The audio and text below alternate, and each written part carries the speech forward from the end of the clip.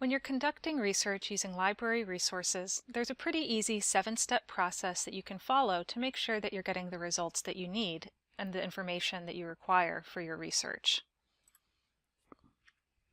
First, you want to state your topic as a question. That means that instead of just saying that you want to know more about, say, beluga whales, you want to know a specific thing about those whales. So you would state it as a question, and that will help direct your research. Second, you want to consider who would create the information that you need in order to answer your question. Is it something that would be created by researchers doing experiments? Would it be somebody who's writing blog posts? Would it be a newspaper reporter who's researching a current event? Once you know who would create the information, you'll have a better sense of where you need to look in order to find it. But an important second part of that is asking, is this information that you need to create for yourself?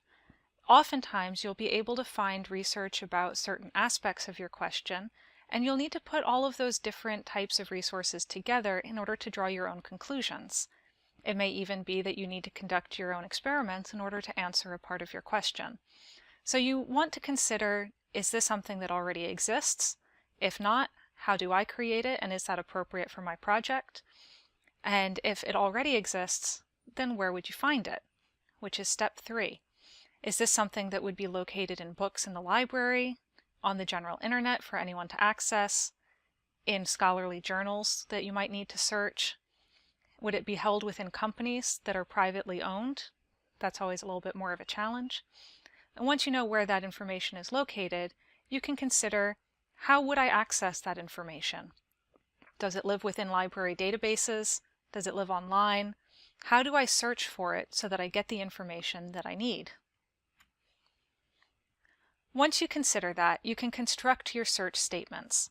These will be useful regardless of where you're looking for the information, but they're really designed towards some of the structure of searching library databases.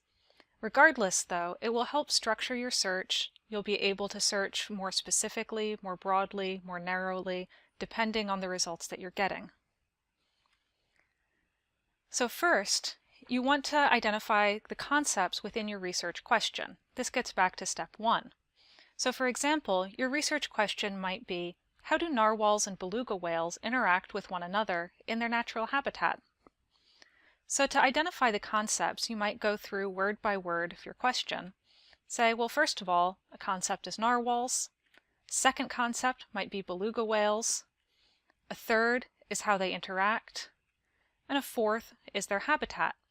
You'll want every one of these concepts to be reflected in your search query. So you'll have each concept, and then you'll also want some synonyms for those concepts, because the words that one person might use to talk about this subject might be different from another person's words. And you want to make sure that you're getting to the concept, not restricting yourself to the specific word that you initially thought of. So using our example, you might have your 4 concepts and some synonyms for each. In scientific research, it's often a good idea to make sure that you know the scientific name and can search for that. You might also have some alternate names that the animals might also go by. For something like interaction, you might consider the synonyms relationship, behavior, and communication. And all of these will be geared toward what it is you're really trying to get at. If you're really interested in the communication between these different kinds of whales, then this is a good opportunity to highlight that and make sure that that concept is represented in your search statement. The 4th concept here is their habitat. By that you might mean the Arctic Ocean generally, or you might mean a specific location within that area. So you can have all those synonyms and really start to consider what it is that you're trying to find. And sometimes this will also help you because you might try something very specific and have trouble coming up with something. So now you'll have some broader terms to go back to, or conversely, if you're finding too many resources, you'll have some narrower terms to go to narrow your search further. There are 3 words that will be helpful here. They are and, or, and not. They're called Booleans, and you'll be able to use these words in between your search terms. Generally, you want to include all of your different concepts. You'd like to find resources that talk about every one of these, because that means they'll really be getting to the heart of your research question. But you'll want to have or in between each one of your synonyms, because it may not include every one of these synonyms, but you do want it to include every one of these concepts. So you can build your search using each of these. You can also use the word not if you're finding that you're getting a lot of information about something that's really unrelated to your topic. Maybe a lot of the papers you're finding are about orcas in this case. So you could say not orcas. This is an example of what that search would end up looking like. You can see that I've put the word or in between each one of our synonyms and the word and in between each one of our concepts. Most of our databases through the library come with a search structure similar to this one that you see. This is part of the advanced search as opposed to the basic search, and you can add as many fields as you need in order to encompass your concepts. But essentially, I'm using each search bar as a concept and the drop-down menu to put the and between them.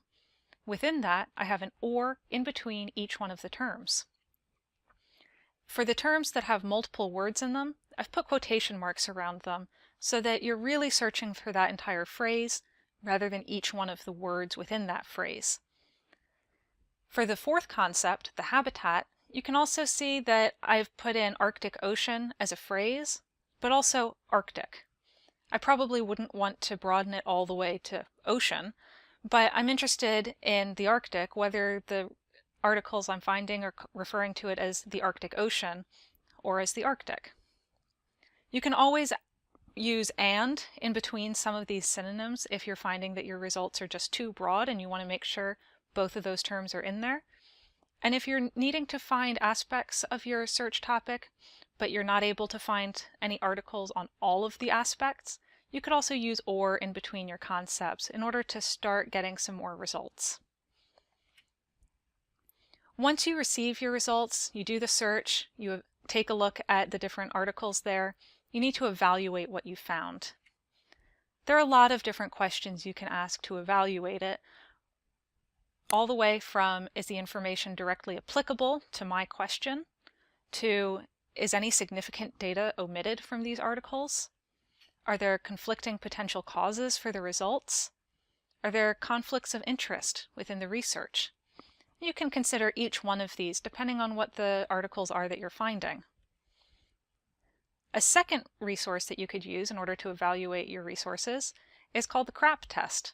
You want to know how current the information is, how relevant it is to your search, the authority of the person who created this information, how accurate the information is, which is really, is it factually correct, and what was the purpose of the information being created.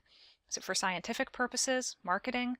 Any number of reasons are possible. You want to make sure that your purpose in conducting this research matches the purpose of the person creating the information. Once you've decided which information is relevant and good for your use, you'll then want to organize it. And there are many ways that you can do that, many different programs you can use, and you can even just go back to pen and paper so you can take notes based on them and keep track of which pieces of information you've used and what information comes from each one of those.